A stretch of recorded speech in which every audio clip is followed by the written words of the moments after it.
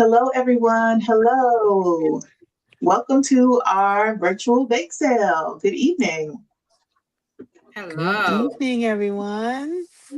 Yes, we see some folks are starting to tune in. We've got folks in the chat. Hi, Vegan Doris, tuning in already. So, yeah, we're very excited to be here for our virtual bake sale, which is in support of our vegan summer give-a-thon. So, we'll talk more about that very soon. But just to introduce anyone, if our faces are new to you, I'm Jessica, and I'm the Director of Programs at Afro-Vegan Society.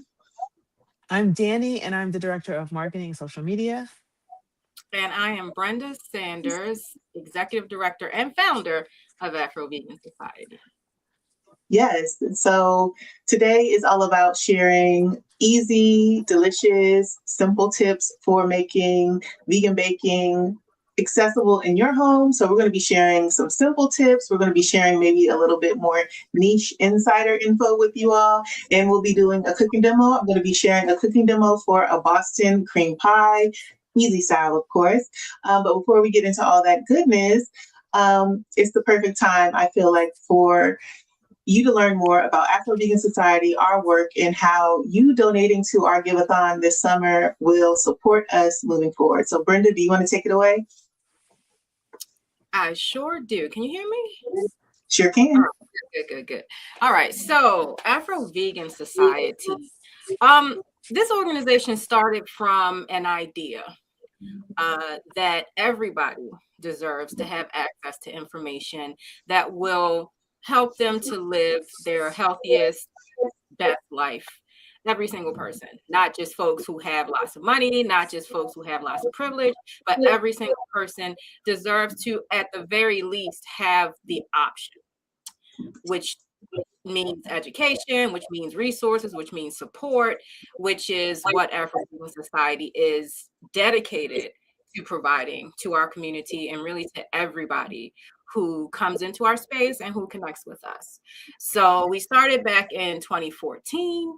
And it was just me. And I was like, I want to be a part of the solution to these food justice issues. And with the help and support of some wonderful people, I was able to launch a nonprofit organization that then grew into everything that Afro-Vegan Society is today. And it's very exciting. It's a wonderful ride. It's been a wonderful experience. And Jess and Danny have just been here making it happen with me for quite some time. And so I feel like now is the time, now is the jump off point for some really big things to happen. So this particular fundraiser is really important because we're at a sort of make it or break it kind of place.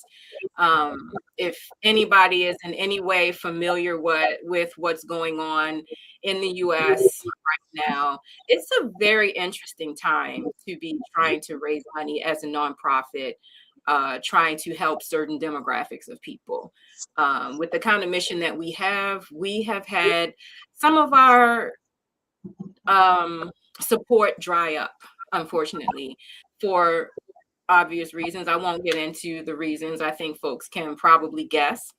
And so right now we are calling on not just our community, but it definitely is time for our community to sort of join hands with us right now to make sure that this work continues to happen, but also our allies and also our lifelong supporters, the life of this organization. We have had supporters who have been here for us from the beginning, and we so appreciate that. And this is the time to make sure that this organization continues to exist and that this work continues to happen because it's such important work.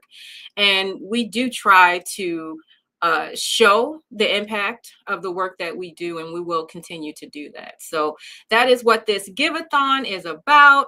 That is what the campaign is about, and that is what we are going to be talking about more in depth today.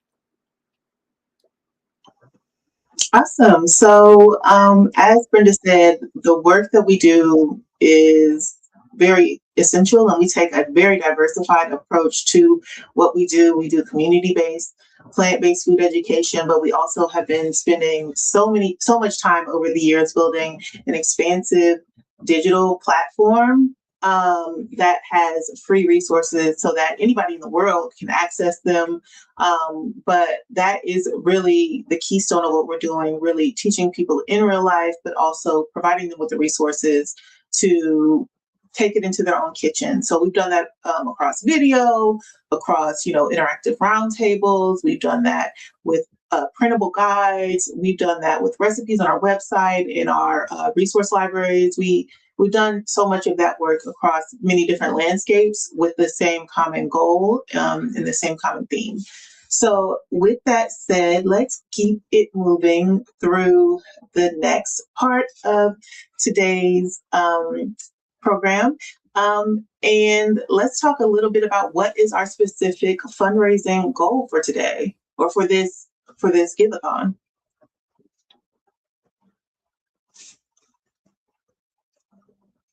Sorry.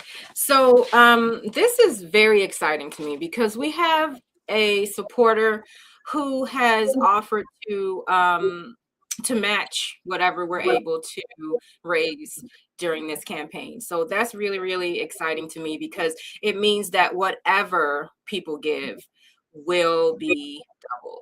And that is a pretty big deal. Obviously, the higher the donations go, the more that we'll be able to have access to, and the further our activism will be able to go.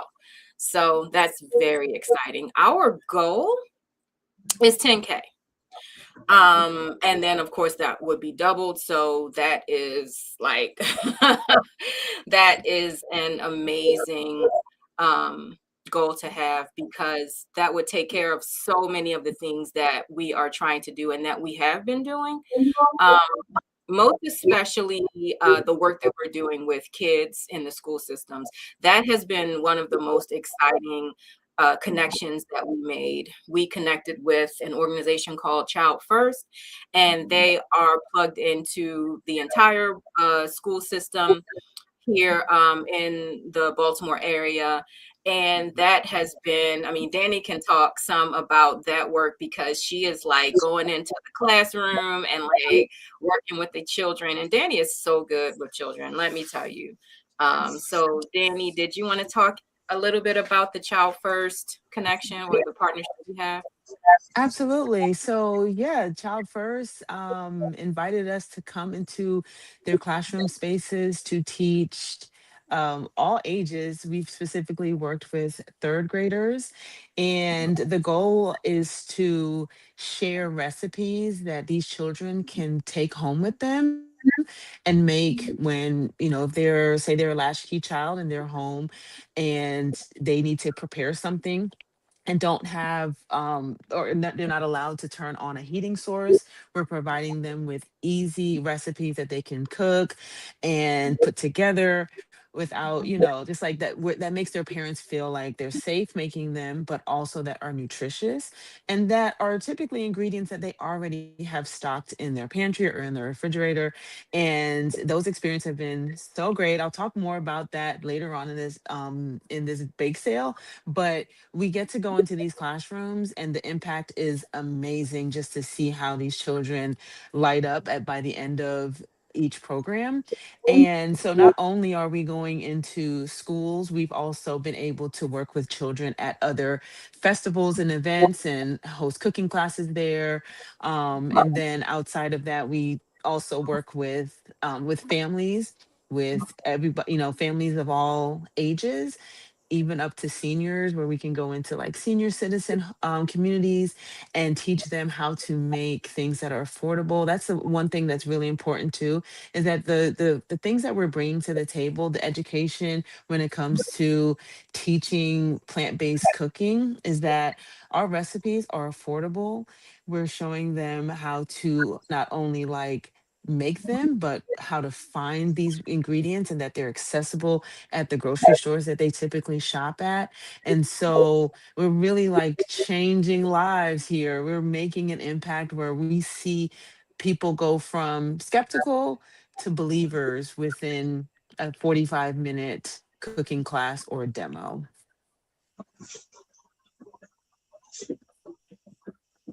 I didn't talk about the concept of the virtual bake sale. It sounds strange. And we kind of had a good laugh about it, but we wanted to do an event that we could reach all across the country as well as honestly the world at this point. But we also wanted to sort of provide for our community's needs, and that's something that we always do. It's always about asking the community, what do you need, and then filling that need, filling that gap. And so people want to learn baking recipes, but we really just can't reach the numbers of people who want this information just doing the local events. We do plenty of local events. And sometimes we do even go to other cities and partner with other folks and do events, but we haven't really reached the number of people that we've wanted to reach. Unless we're doing a virtual event. So we wanted to do a bake sale because everybody loves a good bake sale, but we also wanted to be able to reach as many people as possible. And so we had the idea to do a virtual bake sale, which is going to be an amazing time. So stick around for it. Well, and on that note, this is a fundraiser, and while we can't sell you a cupcake that you can eat right now, when you do make a donation to our Give-a-Thon campaign, you will get a copy of our vegan baking guide. So this is still a work in progress. It's still currently being put together, but I do want to give a preview of what you can expect to find in our vegan baking guide. So I'm going to share my screen so that you all can see what we got going on here. Okay, give me 1 second.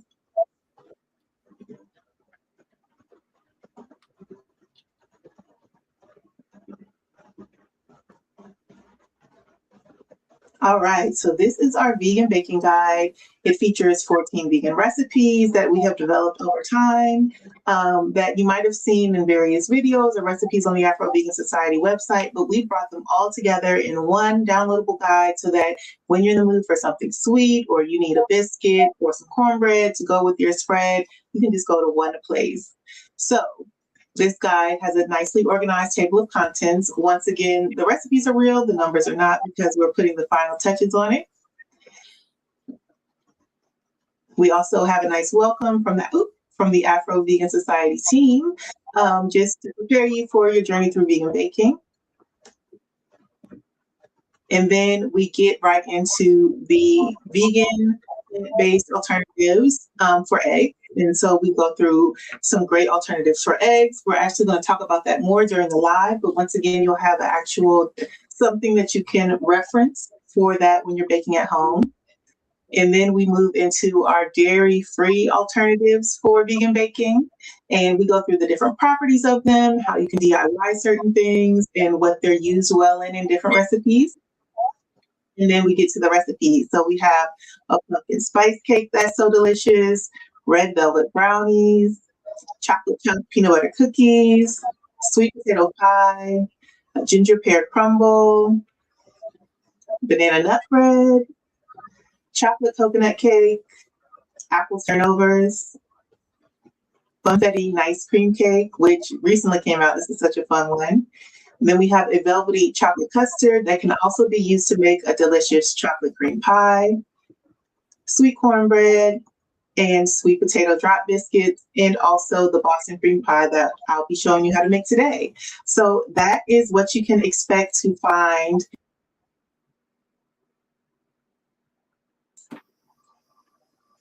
Sorry, I'm trying to stop my share. Okay. Yes, these Technology. Okay. recipes look amazing. I just wanted to say that, like, wow, they look really good. And I've made some of them obviously because I've contributed to the book, but some of them other ones, I'm like, man, I forgot about them. I might need to make them myself. I know it would be so nice to have them all in one spot because I also like made some of these like back in 2020. So I'm like, ooh, I ain't made that in a minute. Like, ooh, I gotta get back to that. So it's been really fun already just curating all the recipes because we have so many recipes on the Afro-Vegan Society website and in all our print resources and things like that. So it's been really fun to put together this collection, I think, of our greatest hits so that you can have them as, once again, a special thank you when you donate to Afro-Vegan Society. And I just wanted to reiterate, Danny and Jessica, that whenever you do make these recipes, I would like to come over. I'm not a big baker, but I am hungry right now. So however y'all want to do that. I love both of them can cook, y'all. Both of them can cook. Seriously. I don't really say that if it's not true. I just say, oh, she's really nice. I don't lie about food. So. Okay. All right. So now I think it's time to get into our first segment, which is all about our favorite egg alternatives for vegan baking. So we'll all be sharing some of our favorites, but I think one really important tip to know, and this is one of the first things I learned when I started baking vegan food, was that 1/4 cup of your vegan egg replacer is equal to 1 large egg in a recipe. So if you're trying to replace 3 eggs in a cake recipe or 2 eggs in cookie recipes, you just do however many 1/4 cups. So like 3/4 cups of whatever your vegan egg replacer is to replace 3 large eggs, a 1/2 cup to replace 2 eggs and so on. But that is a great guideline just to stick in your head whenever you're exploring all of these different egg replacers. Okay, so Danny, do you want to start us off with 2 of your favorite vegan baking alternatives for eggs? Absolutely, absolutely. Yeah, and thanks for that tip. I don't think I even knew that, but by the end of this live, we're all gonna learn something new. We're all gonna know how to replace eggs and dairy in our baking. So I appreciate sharing those tips. But yeah, so my 2 favorite first is tofu, specifically silken tofu is a great egg replacer or even egg or dairy in recipes. And then and why I like the tofu option is because you typically can find tofu at most grocery stores. It's affordable, it's a cheap replacement, and you don't need like the whole container typically if you're going to replace it in a recipe. So it can be used for multiple recipes. It can be frozen and defrosted and used again. So typically zero waste in that regard. And then my second option, it may not be familiar to everyone here, but are flax seeds. And you might be wondering, well, what are flax seeds? But flax seeds, they're really good for binding things. When you buy them already milled down or grounded down, that's usually how they can sell it both ways, whole or grounded down. But they are such a great egg replacement. They're cheap because you can buy a big bag of flax seeds for maybe, let's say, $7, and you're gonna use that for, you might have it for a year depending upon how much you bake. And but great for binding, and so it would be a great egg replacer. And typically that is found in your sometimes it's in the baking aisle. It could also be in the bulk food section, and or even like in the health food section if your store has like a separate health food section there. But later on in this live, I do show a grocery tour and I talk about flax seeds there. So I'll show you exactly where you can find it in your local grocery store. But those are my 2 favorites. Yeah, How about and Doris, hey Doris. Doris is one of my favorite people in the world. And she is saying that she needs those brownies, which is like, yeah, we all do. And also Doris was saying that she has, oh yeah, a container of blended silken tofu in her fridge right now. So vegans don't play. We don't play. So when we encourage everybody, like, check us out, check out, the website, our social media, our YouTube, like you'll see all kinds of really great recipes there. So check them out. For sure. So with that said, Brenda, do you want to share your favorite vegan egg replacers for baking? Yes, I will. Now, keep in mind, again, I don't do a lot of baking, but I will bake dense things. And I'll, I'll explain what I mean about that. I'm not a big I don't do a lot of like cookies and things like that, but I have done things like zucchini bread, banana bread, like the really dense breads, brownies even. And there are two things, replacements that are really, really good for more dense things. And that is mashed bananas and applesauce. And a lot of folks do not know that these are good replacements, but the thing that they both do is add moisture. I just found out earlier today that there's also pectin. A lot of people know that there's pectin in fruit, and so that acts as a binder, not as strong of a binder as say like some of the other things like flax seeds or things like that, but it does act as a binder. And so we're looking at I think a quarter cup to like place one large egg. So yeah, and I add sweetness. So especially if you're making like maybe a cornbread or something. I don't know actually, because some people like their cornbread savory, other people like it sweet. And I mean, in the vegan community, we will fight about it. And actually, I think that that's like a northern southern thing as well. And I'm like right in between. I'm at the Dixon line, so but I skew south when it comes to my cornbread. I do like I want it to be sweet. So applesauce and bananas or bananas would be a good substitute for a sweet cornbread. So those are my two favorites. Those are definitely staples. Those are probably some of the first vegan egg replacers that I was using when I first started doing vegan baking.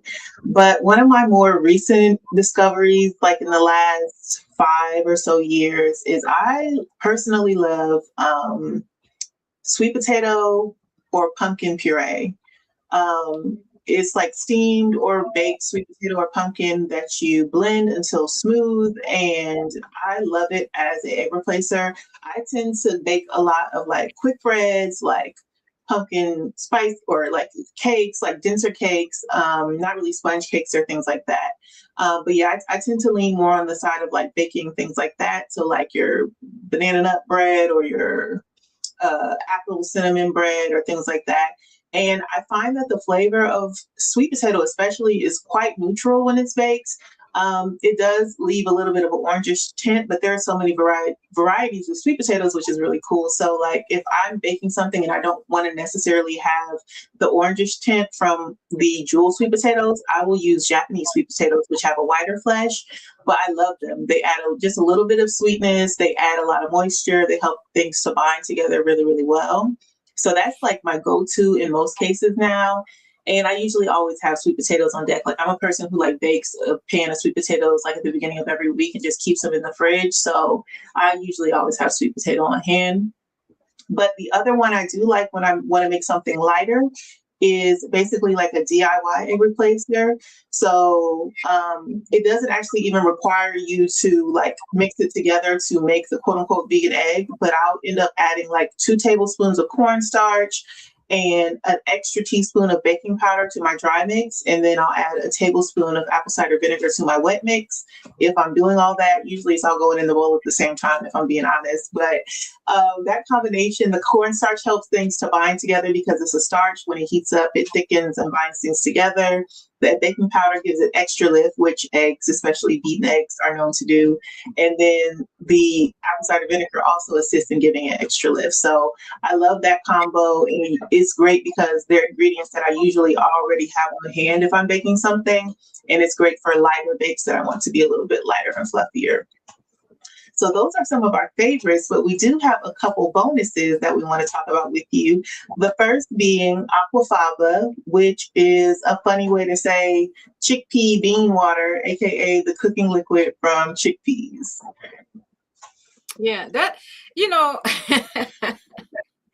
One thing that happened for me as I was learning how to substitute things is that I became kind of a chemist, right? You learn how food works, and it's a beautiful thing. You learn how these different things that are coming together to create this food um, actually work together chemically to create whatever it is, like Jess was saying, the lift or the binding or whatever. And so I learned about aquafaba. I actually have a very close relationship to aquafaba for a number of reasons, but people just we just do what we're used to, and we don't really learn about what the food is doing, what these different tastes are doing, what these different flavor profiles or textures of the food are doing. The thing about the aquafaba, or and for me and my business, we were using and continue to use chickpea, because there's something about the chickpea water, and that can either be from the canned chickpeas, or when you cook the dry beans down, there's just this liquid left, and it is so good for thickening and for creating the egg-like texture. And I would know because I have a business where we sell plant-based mayo. And so we're using chickpeas to make the plant-based mayo. It's called Plant Bliss Foods. Check it out. But it's just such like, you wouldn't even imagine that is what this liquid will do in a baked good, but it just does. It's just so good at it. And it's not just chickpeas. I've used red beans. I've even used black beans, although it does have the color, so you got to kind of watch out for that. So it's really good in brownies and things like that. But you become a chemist. You really do. And then you can flex, like, I understand food. I know what food does, because you do. You're learning as you go, you're researching, and you're figuring out how to get the result that you want. So this is all about connecting with your food, which is a really big part of what we are showing people how to do at Afro-Vegan Society. You want to connect with what you eat. We are so disconnected from the foods that we eat, and we have to change that reality. So yeah, you got to play around. You may not want to play around for Thanksgiving dinner with the family, because they already are acting funny until they taste your food. Then they eat all of it and you're left with nothing. But if you're going around family, or your friends are trying it for the first time, maybe not so much with the playing around, but when you're at home and you're really getting into connecting with your food, yeah, like, play around with the bean juice, play around with the flax seeds. The TikTok girlies are using flax seeds on their hair and skin right now, like these flax seed mixtures. I don't know if you've seen that, Danny, but like, they are not playing around. They were like, it's a flax seeds, so like, it's really serious right now. So like, playing around with playing in your food, as they say. We were told as kids not to play in your food, but now as an adult, play in your food.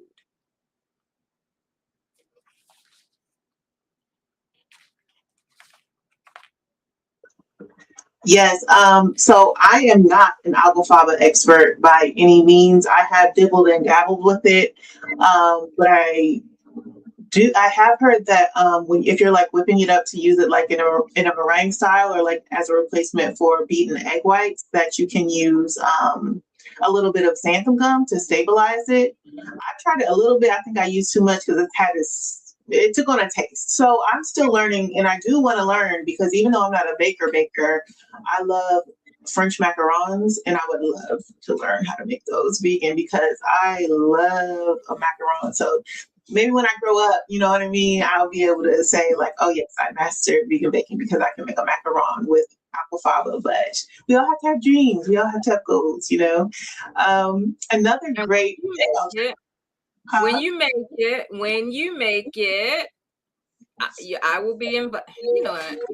Jessica, I know where you live. So you do know where I live. So when I make it, I tried 4 times. I'll say that, and I've made amorphous blobs, but never a macaron. So, love that for me. The bashfulness in this scenario. It's hard. It's not easy. That's some real next level chef stuff. But another bonus egg alternative that we want to mention is probably one of the most obvious options if you just want to do a very simple swap, and that's just egg. Just egg. Absolutely. Yeah. It can be pricey. But not everybody who is connected with us is as on a budget as I am. And so, oh, look at this. John is saying commercial egg replacers like Just Egg are convenient for veganizing a recipe, but using regular household ingredients is wonderful for saving money and making foods that are simple, healthy, and easy. Thank you so much, John. He took the words out of my mouth because that is exactly what I was going to say. The commercial products like Just Egg are just they're just like it's like scientifically formulated to be a great replacement, and so there's a lot less playing around with it. But I mean, you want to plan your food as well, so maybe a little bit of this, a little bit of that. I like Just Egg. And you know what, Jess and Danny, I was gonna get into something else, but I think I'm gonna pass on that for right now. We'll circle back around. Y'all know what I'm talking about, right? Okay, we'll circle back to that at some other time. So yeah, I wanted to give a shout out to the commercial stuff that already is scientifically formulated to do what it does. So yeah. Thank you, John. So today's live is all about becoming acquainted and empowered and curious to bake, but it's also about learning about more reasons that you should support AVS and our work. So Danny, would you like to take the floor to go into a first reason that people should support AVS? Absolutely. Well, like Jess had mentioned at the beginning of the live, we have dedicated a lot of time to creating virtual digital resources. So our website is chock full of that, but there is nothing that compares to that hands-on belly to belly interaction that we have when we get out there into the community. And I have to say that every time I have gone into a classroom or any setting where I am working with non-vegans or the vegan curious, they may, be skeptical at the beginning, especially when they first look at the ingredients and they're like, okay, how is this all going to come together and become what you say it's going to be? And there's something so magical about them actually doing it hands on. They're the ones chopping, they're the ones um, mixing and seasoning and then smelling the aromas and going through the whole cooking process. And then at the end, they have a, um, they have a product that is delicious, that tastes good, that they can see themselves eating again and making again, because not only was it simple, not only do they know it's affordable, but it also tastes really good. And that's what, really makes a huge impact, because yes, people may be curious about eating plant-based or going vegan, but they want to make sure that the food is going to taste good, because food is such a big part of our everyday lives. We celebrate with it, we cry over it, it's just such an ingrained in everything that we do, that the food has to hit every single time. And so when we get to be there in person and inspire children or seniors or anybody within the family unit and bring them together around food, it makes a huge impact. So when you donate to this Give-a-thon, you are investing into our community. You are giving us a way to then go out into the community and touch the people that really want this information and that are excited about trying something new. Or even if they're not excited, they may be skeptical, but we over here are changing everyone's perception of what plant-based eating can look like for them, because our food, our recipes, our way of teaching is culturally relevant to the Black community. And so we are offering them things that look recognizable to them, but we're able to show them how to make it healthier for them and less expensive. And in this state of the economy right now, with everything is expensive and everything is getting recalled. We got a huge egg recall happening right now. And so people are looking for those alternatives, and we're able to show them that. And so your donation helps helps us go a longer way and really be able to interact with our local communities. And it's not just local to where we live. We're able to, like Brenda had mentioned, we travel, we can go out of state, we can come to you if you are like, you know what, I have a group of people that want to learn from AVS, and or your dollars can help us come straight to you and help you make that transition and incorporate more plant-based foods into your regular diet. So that's what we want to do. That's what we want to do more of. So we're excited about being able to do that through the donations tonight and on the remainder of this give-a-thon. So that is, I think, a huge reason to give today. Yes, that is such a huge reason. And actually, just today, I saw a comment on our YouTube channel from someone who commented on our plant-based affordable pantry staples video. And she literally said, "Thank you so much for this video. I am ready to stop eating meat because everything is getting recalled. It's scary, essentially, out here to keep eating meat." So people choose plant-based eating and it's often a gateway to vegan living for a lot of different reasons. But there are real material, physical realities that are, pushing people in that direction. And it's always so affirming to see when like someone comes across our resources, our content, and it is supporting them on that journey at whatever stage they're at. So Danny mentioned earlier that she has created a grocery store walkthrough for vegan baking. So we're going to pull that up and share that right now to share some tips and insights on how to navigate the grocery store in order to find vegan foods that you can make delicious baked treats with. So let me share this screen.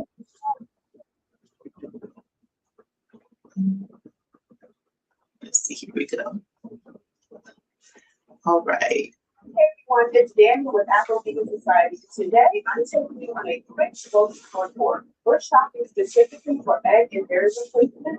And more importantly, I'm going to show you where you can find them in the grocery store. Because sometimes knowing what to buy is easy. The hard part is figuring out where in the store they actually put it. So let's go shopping. Let's start in the baking aisle. This is one of the first places I would check for brown or milk flaxseed.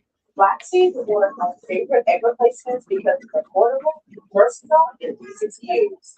You're looking for ground flaxseed or flaxseed milk, not flaxseed oil. Depending on the grocery store, you may also find flaxseed in the natural food section, cereal aisle, or bulk section. And this is what you'll want to use when you want to make a flaxseed egg for things like cookies, muffins, and quick breads. While we're here in the baking aisle, look for commercial egg replacements. These are used with powdered products specifically designed to replace eggs and baking. You may find brands like red milk or other specialty egg replacers here. These are great when you want something that's already formulated for you instead of making your own egg replacement. Here's a quick tip. Always check the package directions because different products have different substitutions. There are also products like Just Egg that are great for egg replacement. It comes in a liquid form. It can be found in the refrigerated section. Here where eggs are sold. Now let's leave the baking aisle and head over to the canned food section. This is very useful time.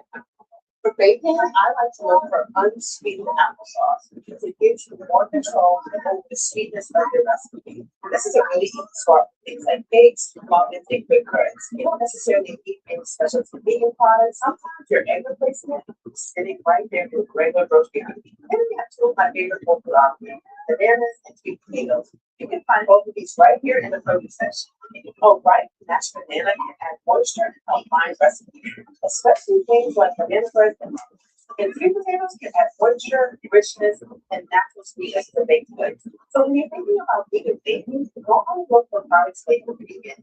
Sometimes the best substitutes are simple, whole foods you already know and love. Here's one of my favorite grocery store supplies. So going to go here, it's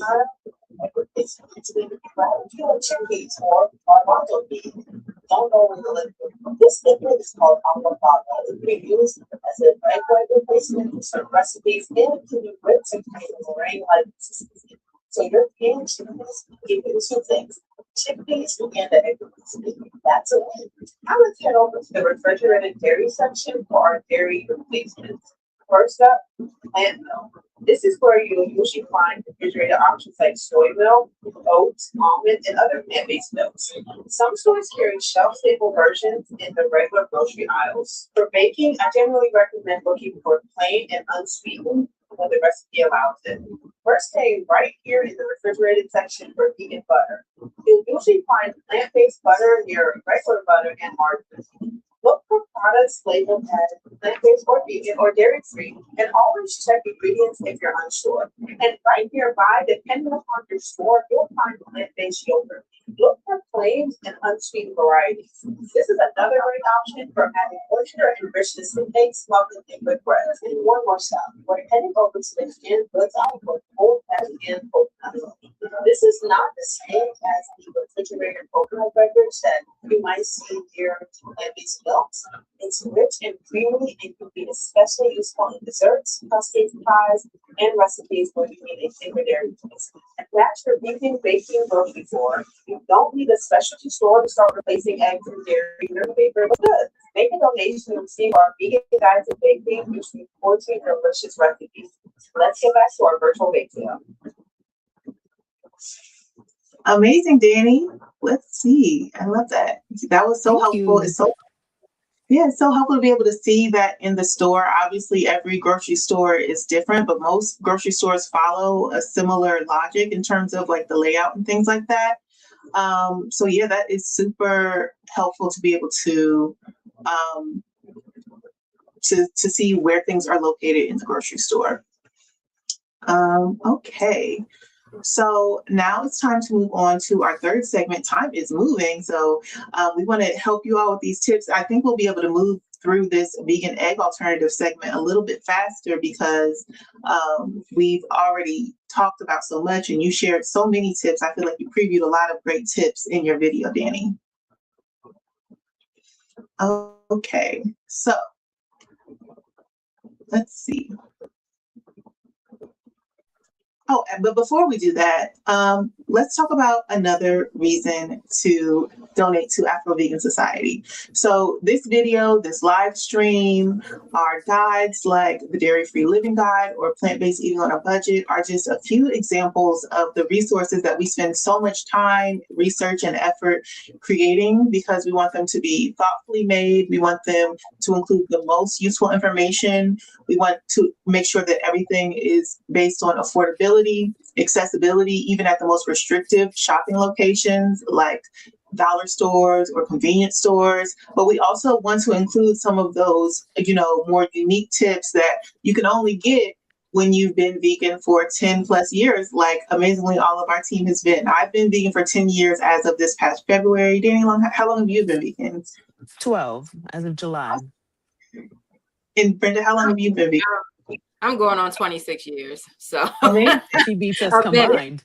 Amazing. No, seriously. So yeah, we have combined almost 50 years of vegan knowledge. And so really going back to our beginning stages, but also looking at the current landscape of things, we really try to be so intentional about the resources that we create. And these resources that we create are free. They're all available on our website or our YouTube channel, even our social media platforms. So much of the information is just straight up educational. Like we want to be teaching every opportunity that we get, and we do it in so many different formats because we want to reach different audiences at different stages of their journey with different attention spans. So we have 40 plus page guides and we have 30-second videos, right?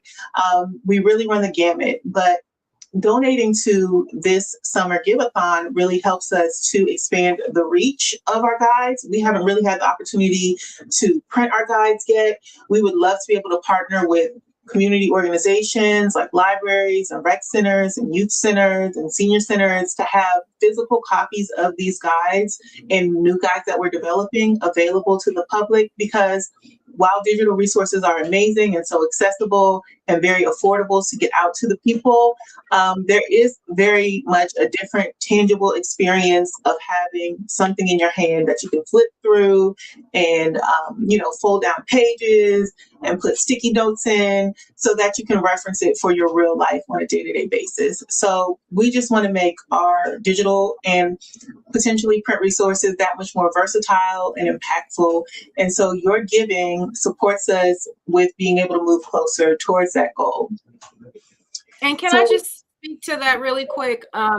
Because I have been hitting the streets and speaking with folks at the WIC offices, Women, Infant, and Children's offices, which is a government agency, as well as all of the entire Enoch Pratt free library system. And folks are interested in having our guides, most especially the plant-based eating on a budget guide, in the offices across the country, across the city, I should say, and most probably across Maryland, as well as the entire Enoch Pratt library system. They were really impressed with the guides. And so, once we have them printed and lots of them, then we can go ahead and have those in places like that. And so it's really important for us to get those printed so that people will have access to them.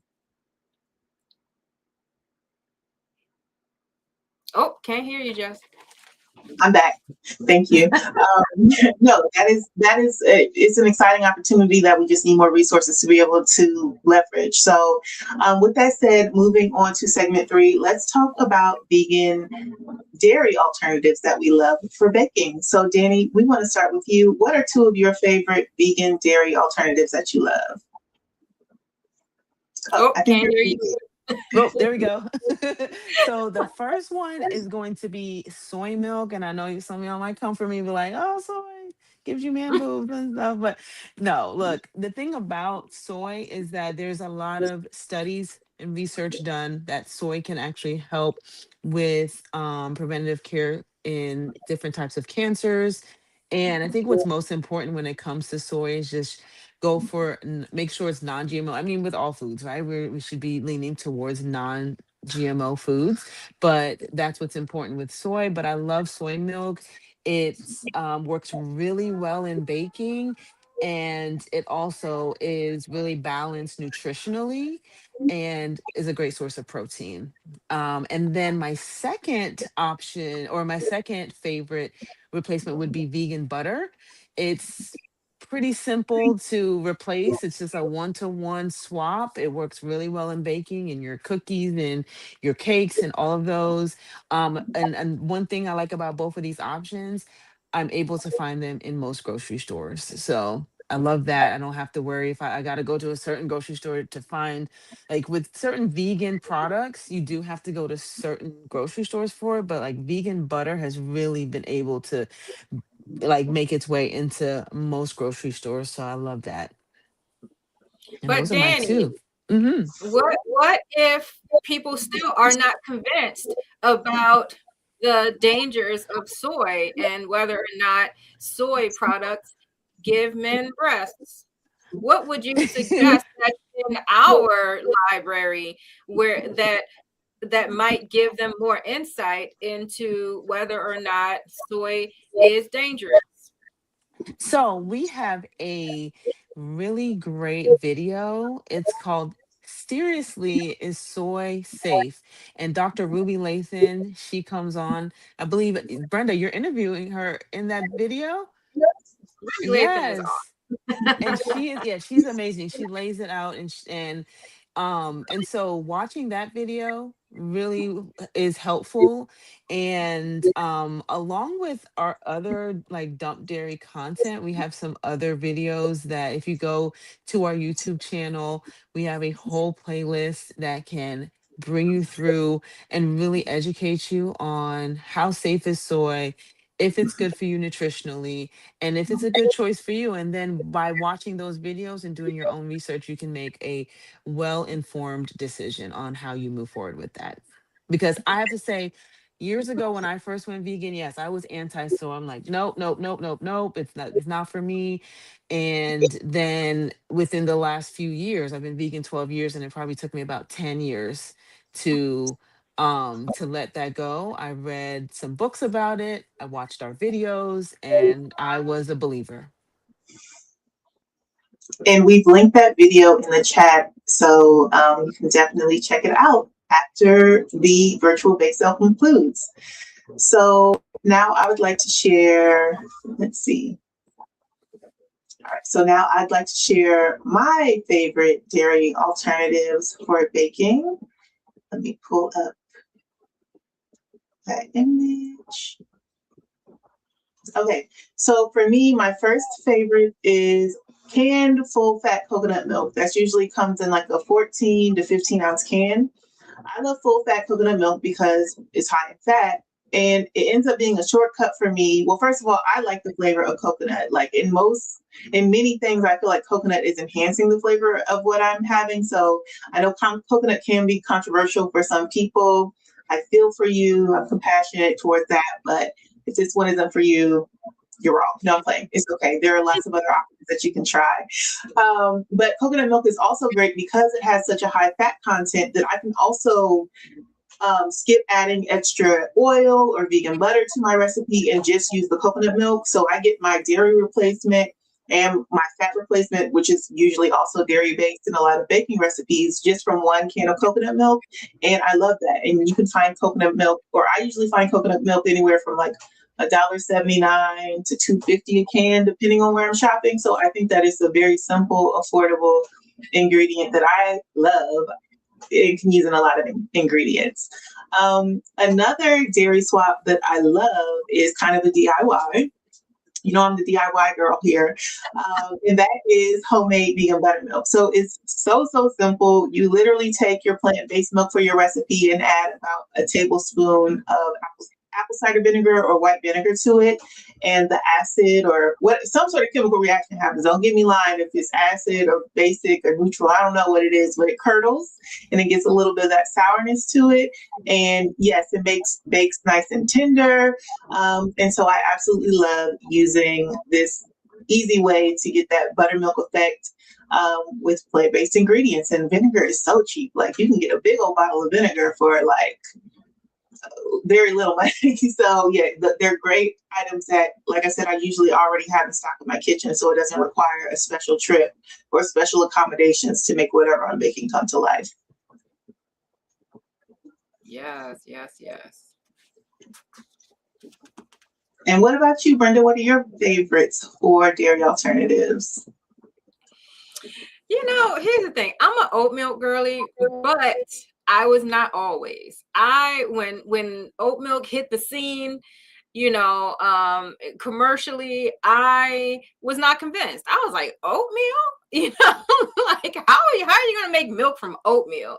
You know, but then when a lot of places like coffee houses, places like that started to offer oat milk as one of the dairy alternatives, I tried it and I was just like, oh, this is the truth right here. So I love oat milk now. I put it in everything.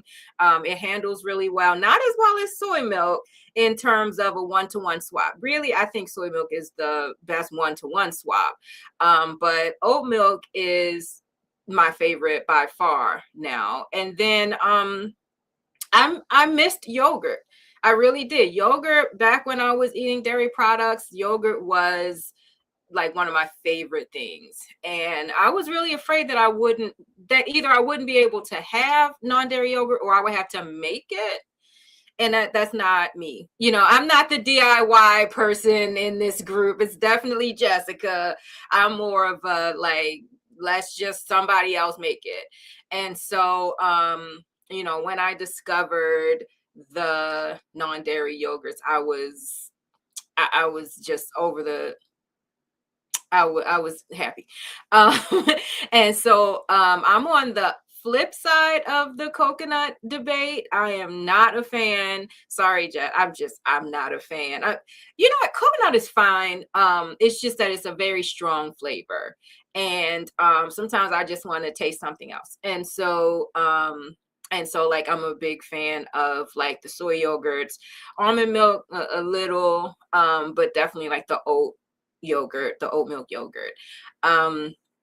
And so yeah, those are my two favorites. If I could, put another one out there, it would be Earth Balance. I love me some Earth Balance, vegan butter. So yeah, but my two top would be the oat milk and the vegan yogurt. So those are great, and I think I heard you mention it, but oat milk is like kind of allergen friendly for people who have nut allergies and things like that as well, or soy allergies. So it is. I was shocked at how creamy oat milk was the first time I had it, because I was also skeptical when I first had it. But yeah, they got some going on with them oats. And if you want it to be creamy, they now have the full fat oat. So yeah, like that one is a lot thicker and creamier. And also, just to address a quick misconception, a lot of people assume that dairy milk is more nutrient dense, but most dairy milks are like fortified with vitamin D, and a lot of the prepackaged plant-based milks that you're buying are fortified with vitamins as well. So just to throw that out there, the vitamin D or whatever, minerals you might be getting from your cow's milk that you may be used to is not superior to the vitamins and nutrients that you're getting from your plant-based milks. Everybody's fortifying stuff. So that's something that, that was a fun tidbit that stuck with me earlier in my vegan journey. And since we're talking about dairy, I know we're running a little bit over. I think we might have been a little bit too ambitious with being able to pack all this information into 1 hour. But, we have an entire section of our resources dedicated to dairy. We have a campaign called Dairy Free Future, and we also have a really great guide that it just lays everything out. It is called dairy. Oh, can you help me? The Dairy Free Living Guide. Dairy Free Living Guide. Thank you. My brain is. But yeah, so we go hard. I did a talk about dairy. And like we just really, because we know what dairy does to us, and so it's really important.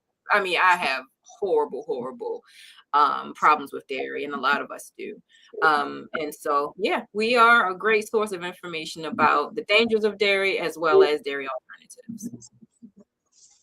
Yes. So with that said, it's time to move into reason number 3 to give. So Brenda, please take the floor and let the people know another amazing reason to give and support Afro-Vegan Society.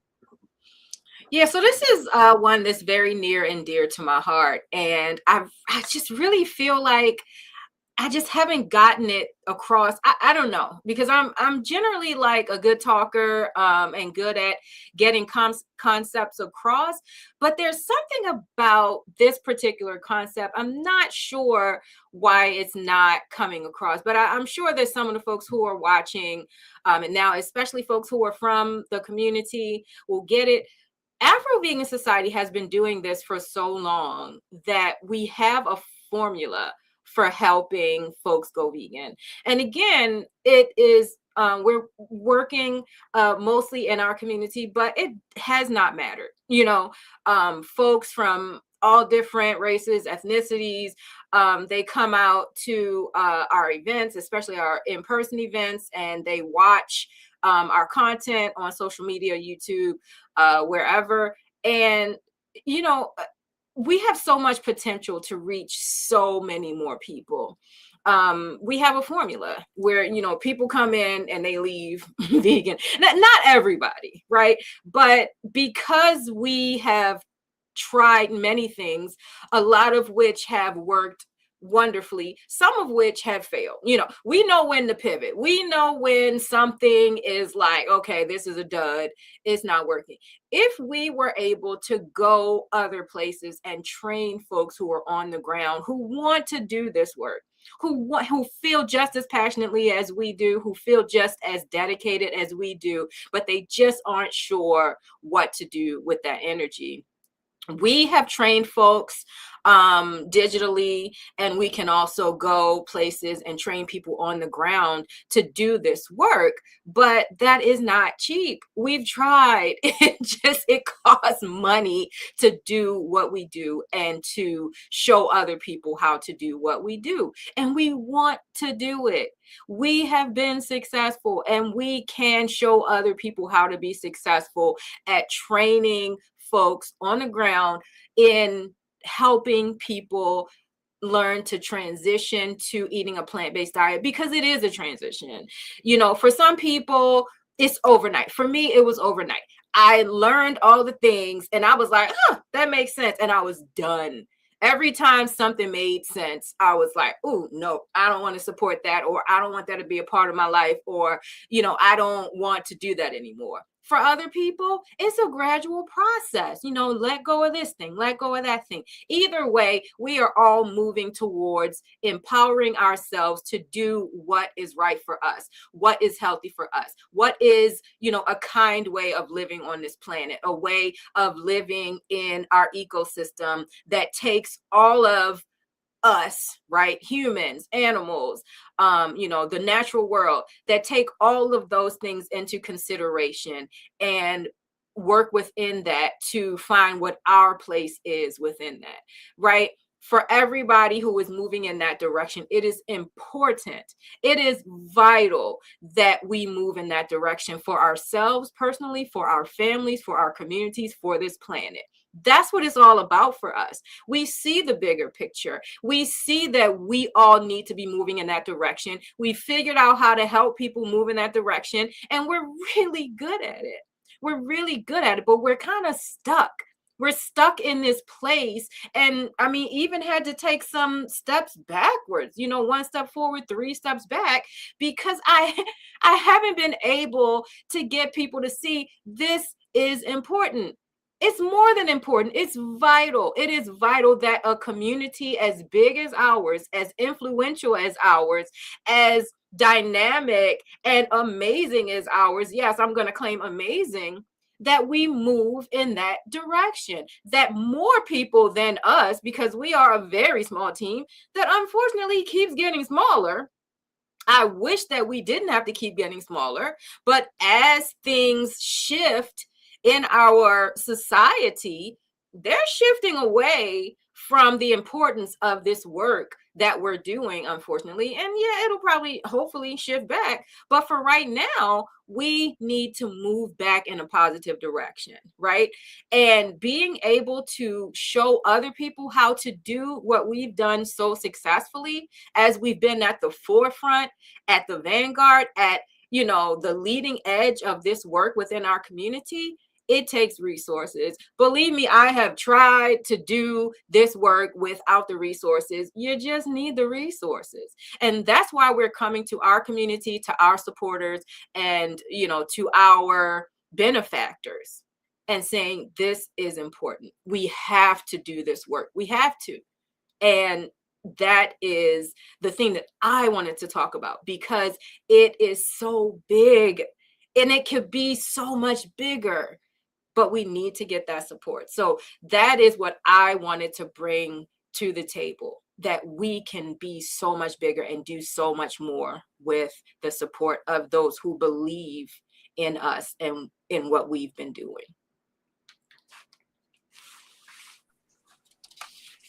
Yes, well said, Brenda. Absolutely. Yeah, our team is very hardworking, very resourceful, but it takes more to make the impact that I feel like we're capable of making. So very well said, Brenda.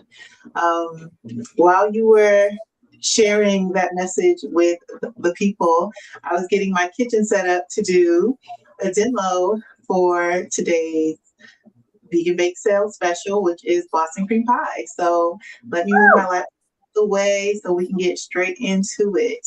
Okay, let's do that. All right.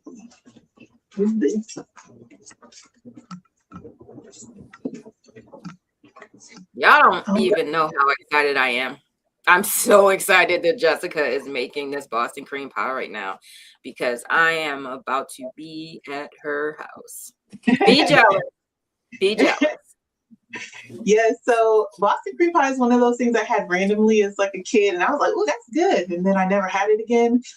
So what better time than now to make it at home for the first time?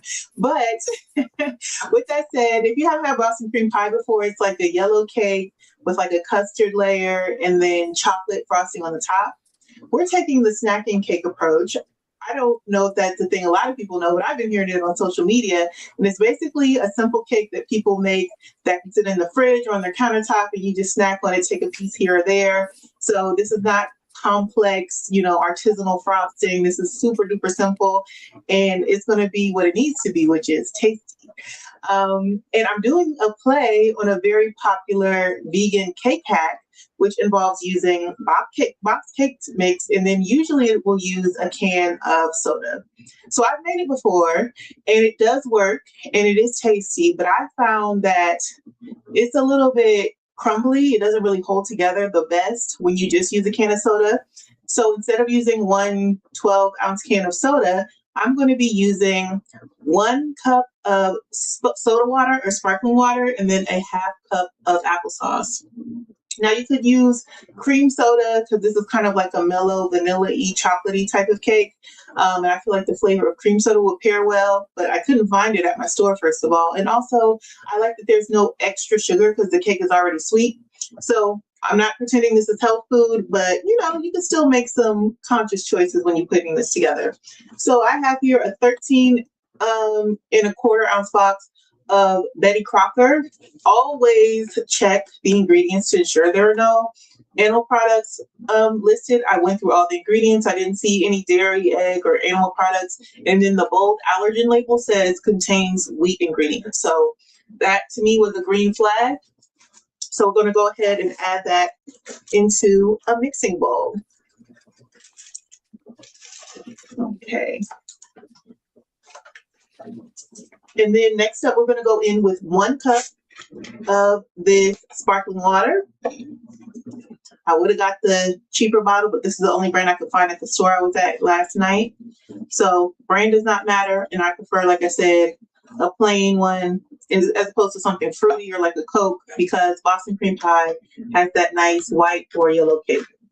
So we add 1 cup of the sparkling water, and then applesauce cup is about a half cup of applesauce. So we're just going to put in this whole applesauce cup. So that saves me a measuring cup, which I love. I love less dishes. And then you just pour that in. And then just to be a little extra, I'm going to add in a little bit more vanilla extract. I'm just eyeballing it, probably around a teaspoon. That's completely optional, but I think it does make it taste nice. And then I'm just going to whisk this together until it is well combined.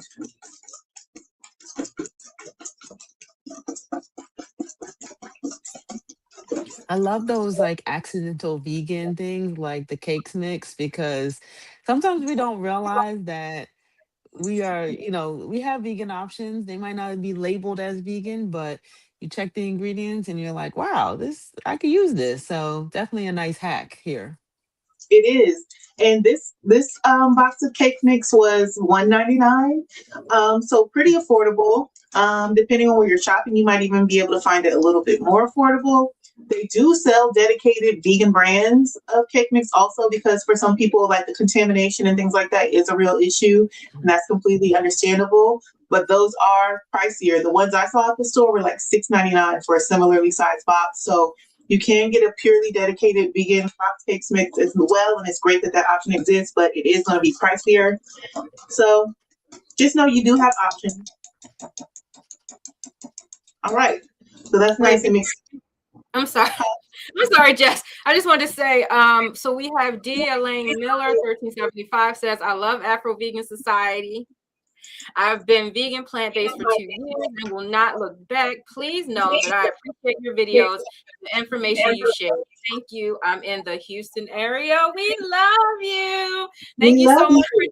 chatting. And oh my gosh, these testimonials, they not only make us feel good, but you know, they're really encouraging and folks love to see it. A lot of times when folks see the testimonials, that's when they're like, oh, okay, so maybe they're the real deal. So thank you so much. And anybody else who wants to give us a testimonial, we are always here to hear what you have to say. Thank you so much. Absolutely. Thank you for that comment. Thanks for sharing that comment, Brenda. All I've done here is I generously, like super generously sprayed this pan with some cooking oil spray. And now I'm just pouring this in. And you want to put this cake into a 350-degree oven and bake it for like 25 to 30 minutes until it gets to be golden brown on the surface. And when you insert a knife into the center, it comes out clean. So it's just me in this apartment, so I don't have a bunch of pans. So this one's going to be circle, but by the magic of meal prep, one's already done in a square pan. Yay! So this is what it looks like, nice and golden brown when it comes out the oven. I can smell the extra vanilla. It smells so good. So this is our cake base. Now to turn this delicious yellow cake into a Boston cream pie, we need two things. So first things first, it's kind of warm. I have a container of Pillsbury chocolate fudge frosting. Once again, always check the ingredients. I went through the ingredients. I did not see any animal products. And then at the bold allergen level, it says contains soybean ingredients. So what's funny is I looked at the Duncan Hines chocolate frosting in the allergen section. It said contains soy, and then it said may contain milk. So I was like, oh, so the brand, whatever the case may be. So yeah, I'm mixing brands here, but this was, the brand that gave me the most peace of mind in the grocery store. And it's in a bowl of hot water because I want this to melt down. I'm not trying to be spreading frosting. I want to do a pour over situation. So hopefully it melts down enough for me to do that. So I'm just going to let this continue to sit and melt down and get liquidy in this bowl. In the meantime, we're going to make our custard topping. We're not doing a layer cake. This is a single layer cake.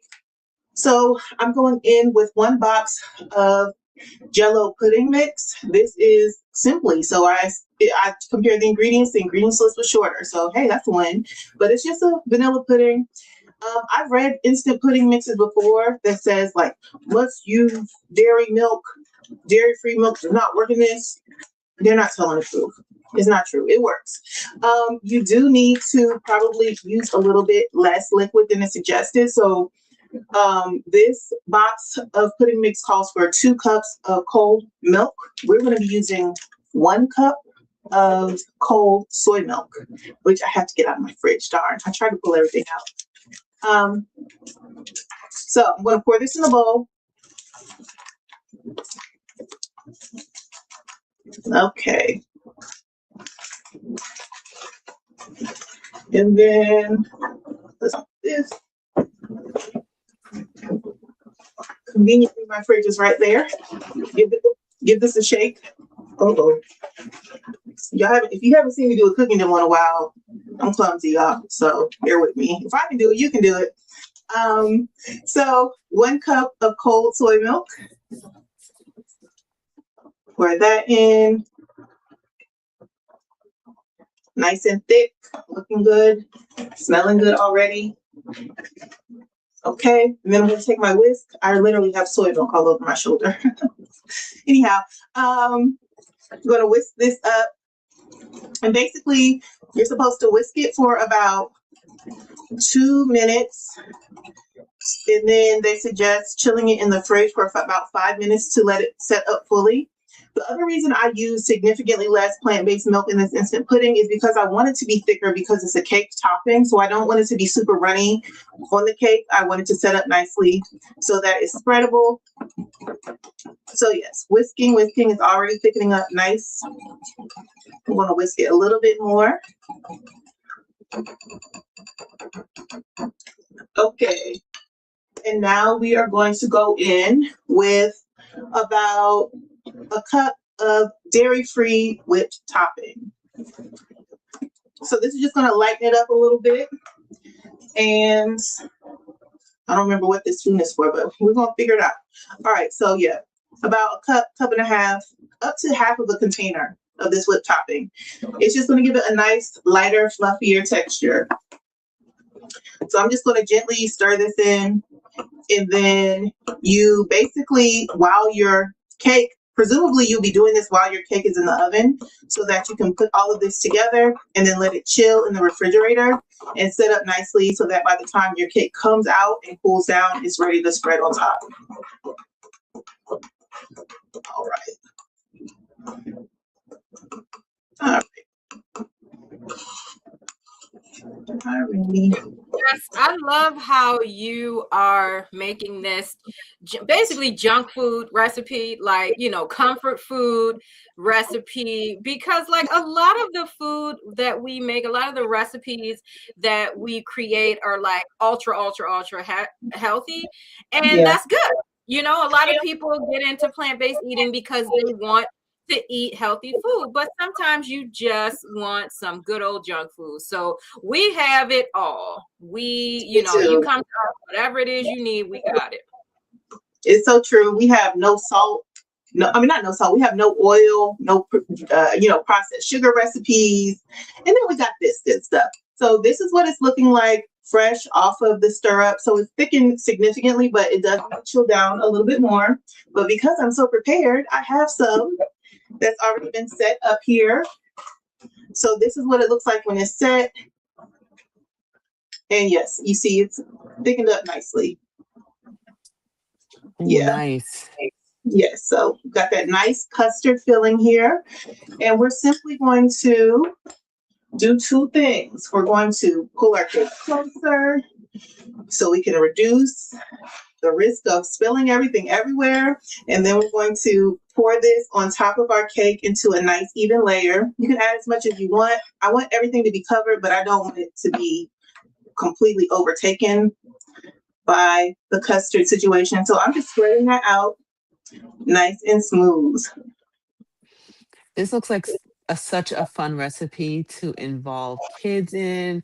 They can stir, they can pour, they can do all of those things. So this is definitely one of those, like, get everybody involved, and at the end of it, we got a sweet treat. Exactly. And it's cool too because it's very customizable. So you could do like lemon pudding and then put fresh strawberries on top. You could do chocolate cake and chocolate pudding. And you know what I mean? You could do any combination of things with these very simple to find ingredients and make whatever flavors you like. So I love that about it as well. So now we're going to see if our pourable frosting strategy worked here. It's been sitting in some pretty hot water, not so hot that it would melt the container because it is plastic, but oh yeah, I don't know if I can, I don't know how I can show you, but yes, this is nice and liquidy. So let me just stir this up. So Jess, you have a question. They said, hi Jessica, what time should I come over to pick up that second cake? That's a great question. Mine, that's when never. Yeah, because Brenda's on the way already. So it's pourable. So now I'm just pouring the chocolate frosting on. And a Boston cream pie, it has like an even layer of frosting, but frosting's nice, but I don't like to overdo it. I'm one of those people, like when I'm at a birthday cake situation, I scrape off like half the frosting. So I want it to be there. I want the chocolate to make its mark, but we're going to keep it calm here. And then I'm just going to gently spread this out because I don't want the custard layer and the frosting layer to like get mixed together. Oh, that worked well. This is my first time doing this on camera. Ever. And I'm doing it on camera. And look. It looks great. See. Oh my God. Look at it. Beautiful. Adam says, AVS is the best. Thank you, Adam, so much. And then D.Elaine Miller said yes for the chocolate ganache and then corrected to chocolate frosting. So Yeah, I wouldn't know the difference. So it could be either one. I wouldn't know the difference. It just looks Okay. Yeah, so it's gonna be, I don't have a plate. Okay, I tried to prepare. You see all the stuff I pulled out. I don't have a plate to put this on. I had the best of intentions, but here's what I will do. Because I'm not about to eat this on camera either. I'm not gonna lie to y'all, I'm not biting anything on camera.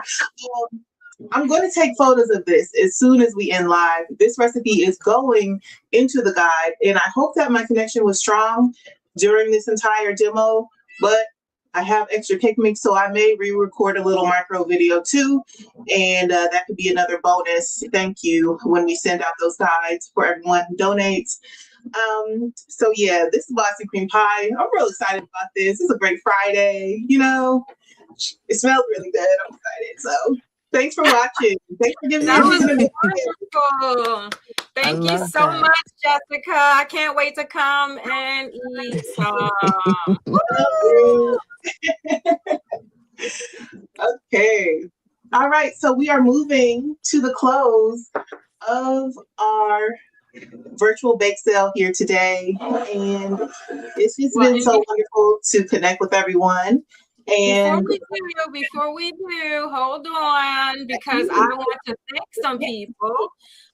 These are the folks. Now, please forgive me for the folks who donated before this campaign, because we do have folks that donated before we launched this campaign, and we love and appreciate all of you. We do try to give shout outs regularly, because we appreciate everybody who helps us out. So I just wanted to, I don't want to put all of people's business out there.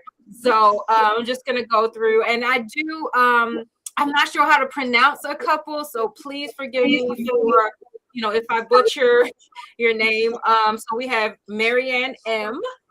Thank you so much. Oh my God. So it looks like, last name, oh my gosh, Michaela. I'm just gonna say Michaela. I'm so sorry if I got it wrong. Michaela L. Angela NC, Nicole G, Laura A, Laura R, Deborah H, Carol A. Hi, Carol. Oh my gosh. Regina C, Linda R. I feel the same way about everybody, but I know Carol personally. She's a supporter. So we got John N, Jeffrey J, Jessica A, Doris. Hello, Doris. Thank you so much. Janice D and Alicia J. So thank you all so much for kicking off the campaign, the fundraising campaign with us. It's going to be running for another 3 weeks. So we really, really appreciate the folks who helped us to kick off the campaign. I would like to ask for something that hopefully is not a big ask, which is to please share this campaign. I know that with Giving Tuesday coming up, a lot of people are going to be asking for support. And so we are honored that anybody is choosing to give their support to Afro-Vegan Society. If you could just sort of put it out there, email it out, or share some of our social media posts or whatever, we would really, really appreciate it. The more people who see it, who see our food justice work, who see our plant-based food work and our vegan advocacy, the more people who see it, the more likely it is that we'll be able to reach our 10K goal, which will then be 20K. So we really, really appreciate it. Appreciate anybody who will share this campaign with others. Thank you so much.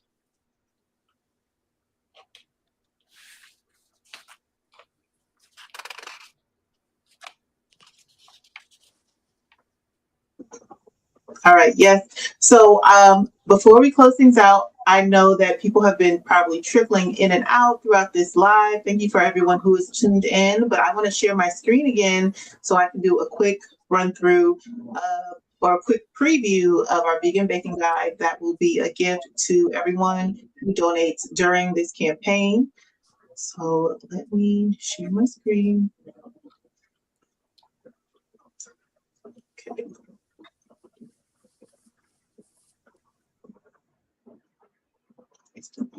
Okay, so this is our vegan baking guide. It's a work in progress, but it's already looking pretty good. I'm feeling hungry, even though I just made this cake. And so these are the recipes that will be included. Once again, we are still getting this finalized, but we want to make sure it's good for you so that it's a useful resource for you whenever you're ready to bake up something sweet or even savory at home to complete your meal.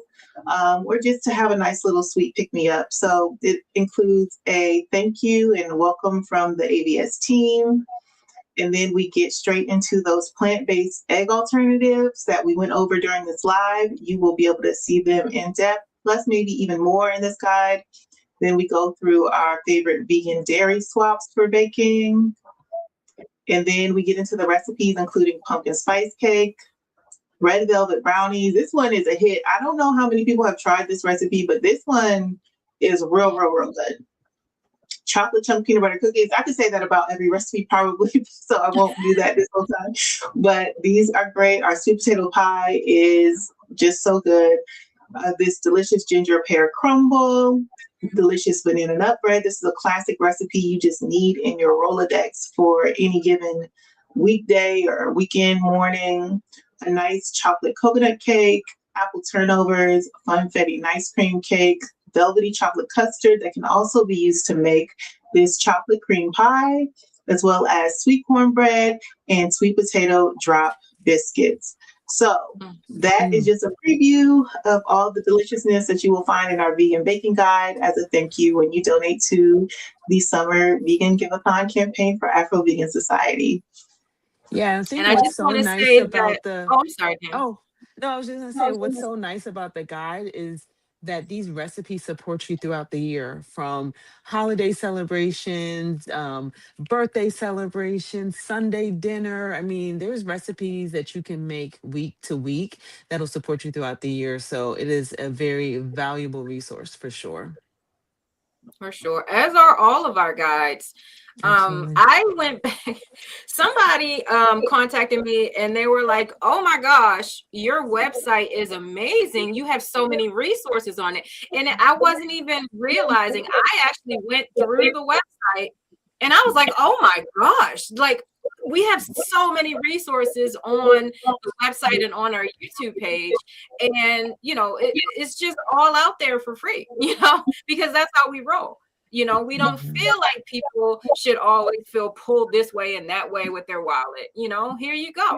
You know, which is we're able to do that because we raise the money to make that happen.